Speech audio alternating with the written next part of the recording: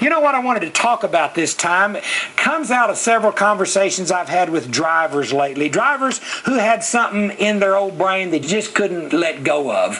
One old driver was talking to me about he's had a running thing going with his wife, and I talked to another driver that just couldn't let go of what had happened between him and his dispatcher. And then there's somebody that can't let go of a traffic problem. And boy, do we all know that feeling. Out there stuck up in the truck, alone with time on your hands. And it's so easy to let something that's really little get really big, isn't it? Really big and ugly and overwhelming and confusing. It's like I say to my dispatchers all the time, in trucking today, we don't really have big problems. We have a lot of little problems that get big, and they get big in the climate inside of the cab of that truck where you got all that time alone. You know, it just kind of brings up what I remember preaching about when I was a preacher, that little scripture that talks about, I'm not preaching at you, I promise, but that little scripture that talks about resist not evil.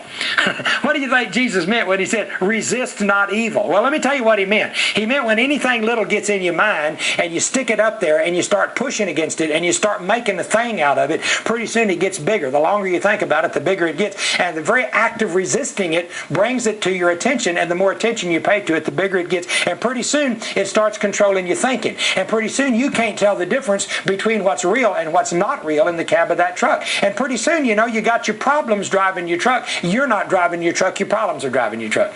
You know, to be able to tell the difference between what's real and what's not real. What's that old Alcoholics Anonymous prayer? God, grant me the serenity to accept the things I cannot change, the courage to change the things I can, and the wisdom to know the difference.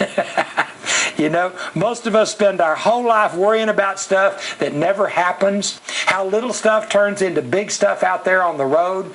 Well, you know, the act of resisting something, worrying about it, pushing on it, a jealousy or a sore subject or a tone of voice of a dispatcher or a little spat you have with your wife at the time, it's really little. It doesn't even need any attention paid to it, but somehow in the act of driving that truck alone by yourself out there, it becomes something big and monstrous. And while you're driving down the road today, I just thought it might be a good time to kind of clean out the old brain and go back and be able to look at some of those little bitty things that have gotten big and be able to say, hey, that ain't nothing. That ain't a molehill for a mountain climber like me. That ain't nothing. And kind of see these things for what they are and put them in perspective, because summertime is a time when you can really get angry and get out of sorts, and little things turn into big things, and pretty soon your truck becomes a hazard out there on the road because you're not driving it anymore. Somebody else is. Some other problem, some other worry, some other concern, a jealousy or an anger or a resentment. It gets in your head and it gets bigger than it really is, and pretty soon it really is big, because the reality is that as you think in your heart, so are you. You know, boy, you got to watch that. Well, just a word of caution, y'all. Love you dearly. Take care out there. I'm thinking about you. This is your old friend Dan Baker down in Bull Verde. Bye-bye. Be safe.